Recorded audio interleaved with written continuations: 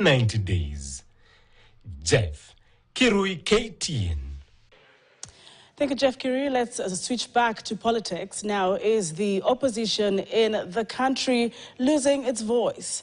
This is the question on many Kenyans' minds as ODM, once the emblem of dissent and the backbone of opposition politics in the country, appears to be losing its grip. Former ODM party leader Raila Odinga is now working closely with President William Ruto and key ODM officials serving in government. Questions are mounting about the future of the opposition politics in the country. Our reporter Finik Oluoch explores the shifting dynamics and what this means for the country's political landscape. ODM has been a formidable force in the country's politics for the last 3 general elections. In 2013, under the Code Alliance, ODM leader Raila Odinga finished second to Uhuru Kenyatta. Despite contesting the results, ODM took on the opposition mantle, holding the government accountable. In 2017, Raila, as part of the NASA coalition, again ran against Kenyatta in a highly disputed election. The party assumed the opposition role until the famous handshake between Raila and Uhuru, which marked a turning point in ODM's political trajectory. In 2022, Raila under the Azimio coalition faced UDA's William Ruto, but lost for a third time, solidifying ODM's role in opposition politics. At this point, Raila and ODM was synonymous with the opposition. And that is the launch of the... However, Raila's bid for the African Union Commission chairmanship saw him seek support from President Ruto. This alliance led to key ODM leaders joining Ruto's government, easing political tensions amid protests that erupted in June 2024 during the Gen Z uprising against Ruto's administration.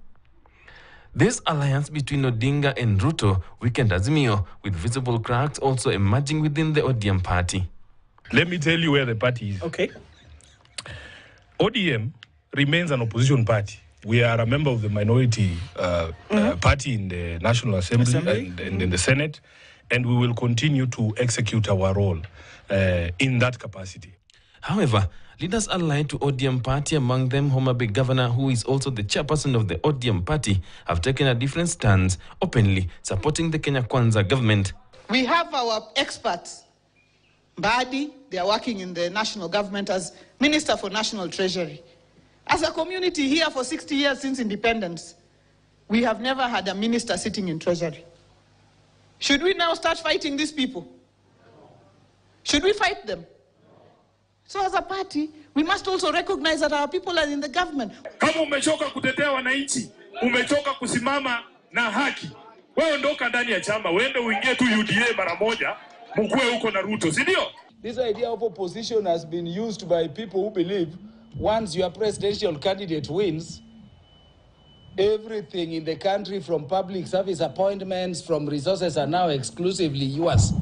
That is why when they hear a few people have been appointed from ODM to be in the cabinet, ODM is now in bed with the government.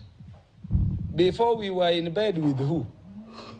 As the country's political scene continues to realign, the absence of a formidable opposition raises concerns about the future of democracy.